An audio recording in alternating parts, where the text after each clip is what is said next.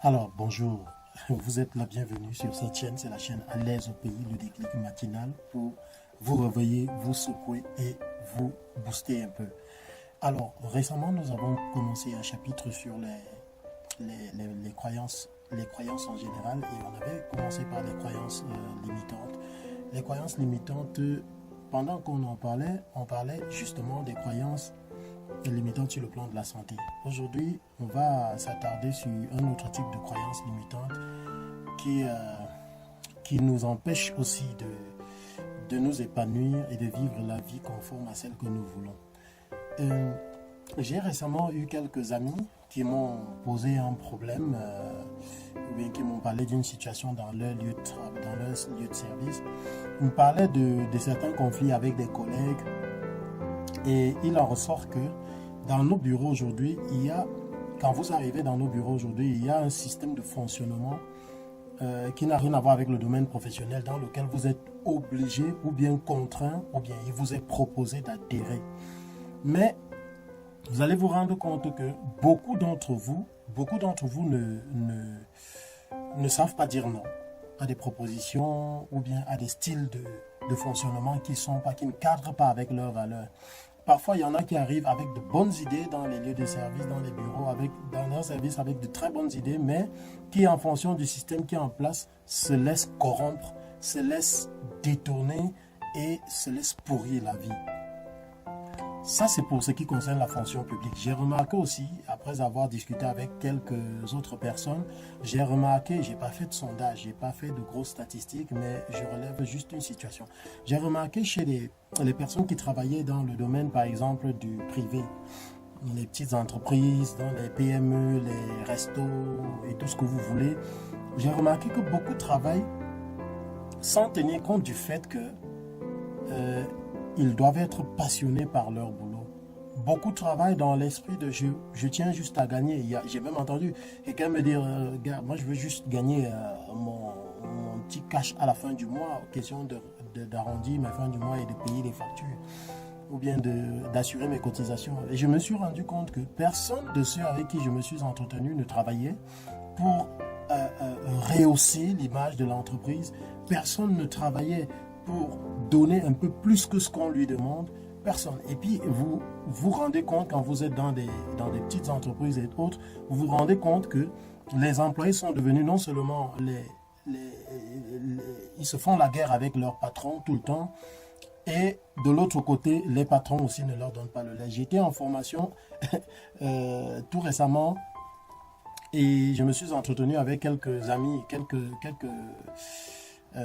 employés qui sont venus d'une entreprise, d'une petite entreprise de la place dont je préfère taire le nom. Et je leur parlais justement des systèmes de vente et de la satisfaction client. Rien à voir avec ce dont on parle, c'est juste une parenthèse. Et ils m'ont dit après, quand je leur ai parlé de la réelle satisfaction du client, ils m'ont dit après, mais coach, il faudrait que tu reviennes pour former nos patrons parce que nous, on ne vend pas, on arnaque les gens. Donc, vous avez d'un côté certains employés qui font la guerre avec leurs patrons. Et pourquoi? Parce que leurs croyances sont du genre, puisque je suis juste un employé, je ne peux pas faire plus. Et leurs croyances les limitent tellement au point où ils n'arrivent pas à comprendre que pour accéder à des stages plus grands, pour arriver à des sphères plus hautes dans la vie, il faut passer par ces canaux-là. Qui sait? Il faut passer par ces canaux-là. Mais les croyances qu'on a, c'est-à-dire quand on cherche un emploi, on n'est pas non seulement pas préparé moralement, mais quand on l'obtient, on trouve trop dur.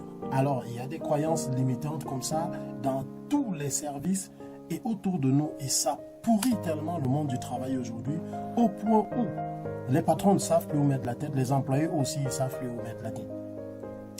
Maintenant, je vais vous parler des employés des petites entreprises. Ils disent de façon générale, nos patrons ne nous payent pas bien.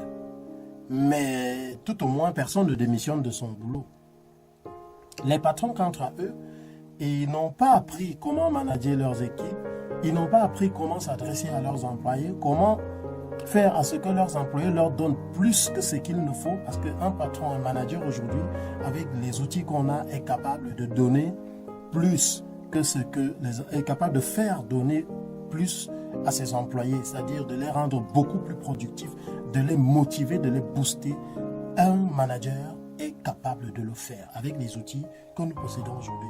Maintenant, vous allez vous rendre compte que les mêmes attitudes produisent les mêmes effets. C'est-à-dire que si vous continuez à faire ce que vous avez toujours fait, vous obtiendrez ce que vous avez toujours obtenu.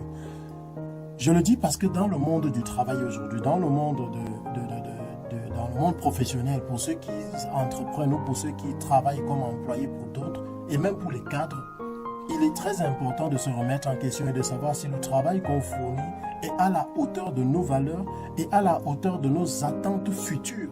Parce que ne travaille pas à la je m'en fous pour quelqu'un en espérant que demain, quand tu monteras ton entreprise, tu travailleras mieux, tu feras mieux. Non, non, non, ça ne marche pas comme ça. Pour que tu sois excellent dans ton entreprise, dans ce que tu as entrepris, dans ton truc à toi, il faudra que tu le sois déjà pour d'autres. Il faut que tu sois... Napoléon Hill nous enseigne par exemple dans le livre des lois universelles, de la loi d'attraction universelle, qu'il a appris à donner plus que ce qu'on lui demande et plus que ce pourquoi il est payé. Moi, je l'applique dans mon travail et j'ai vu que ça marche parce que mes amis, je l'ai souvent dit à beaucoup de gens avec qui je me suis entretenu, même des gens que j'encadre, lorsque vous devenez indispensable pour la boîte et pour votre patron, en fait, vous devenez son patron. Donc, évitez donc de vous fondre dans la masse quant à ce qui est de mauvaises pratiques dans les services. Évitez de faire comme les autres. Évitez d'adhérer aux croyances des autres. Écoute, mon ami, si tu viens d'arriver, il faut laisser les anciens te dire, moi j'entends souvent ça, il faut laisser les anciens te dire comment ça fonctionne ici. Voilà, il faut faire ça, gars, il faut seulement faire parce que ça a toujours été comme ça ne va pas changer. Eh bien, moi je dis non. Je ne marche pas dans la combine. Quitte à ce que je perde ce boulot et puis je trouverai un autre. Ce n'est pas la fin du monde. Donc, voilà donc ce qui arrive quand on veut faire la même chose que les autres, quand on veut marcher dans la combine avec les autres. Maintenant, ce qu'il faut savoir, c'est qu'il y a un système que je propose maintenant aux gens, c'est le filtre anti-contagion. C'est-à-dire que ne vous laissez pas polluer. Dans votre service, vous n'êtes pas obligé de vous faire des amitiés qui ne produisent pas. Vous n'êtes pas obligé d'adhérer aux croyances des gens tant qu'elles ne cadrent pas avec vos valeurs. Veillez d'abord sur vous, veillez sur vos valeurs et produisez plus que ce qu'on vous demande.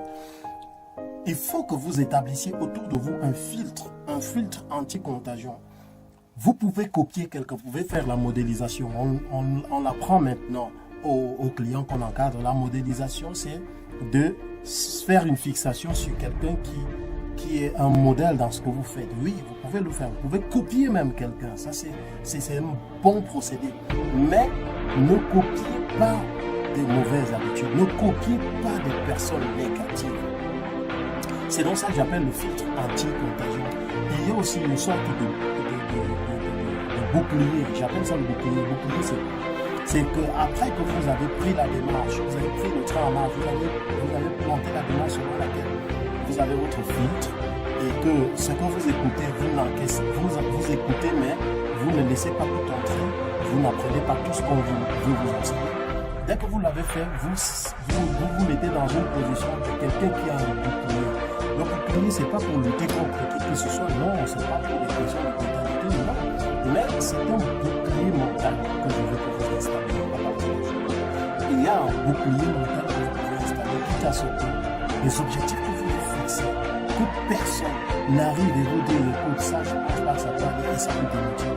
Que personne ne puisse vous empêcher de réaliser votre objectif, soit dans votre boulot, soit dans votre entreprise personnelle, parce qu'elle vient vous proposer des choses qui vont vous démotiver. Non, que personne n'arrive à faire ça. C'est pourquoi il vous faut un bouclier mental. Maintenant, j'ai parlé de modélisation tout à l'heure. Vous devez avoir de bons modèles. Vous devez avoir des modèles qui vous challengent. Vous devez avoir des personnes autour de vous dont le style de vie, la profondeur de la pensée, la sagesse, la façon de faire vous challenge. Vous devez avoir des modèles autour de vous. Vous devez vivre au milieu des exemples. Et laissez-vous emporter vers ce vers quoi vous voulez aller. Vous ne pouvez pas vouloir accéder à un certain a une certaine connaissance et est tout le temps en train de discuter avec des gens qui parlent, je ne sais pas moi quoi, qui parlent que des faits divers. Non, ça ne marchera pas comme ça. Donc, modélisez, faites la modélisation, accrochez-vous et essayez donc par cet exemple-là de bousculer les croyances que vous avez déjà reçues, ou bien celles qui vont arriver. Question de les repousser et de ne pas adhérer à n'importe quoi. C'était donc la série À l'aise au pays. On se fait plaisir, on est toujours le matin, on se lève, on fait quelque chose d'inspirant aujourd'hui, on crée une journée magnifique, on crée une journée magique. Alors c'est ce que je vous souhaite et bien sûr, on est ensemble. À demain.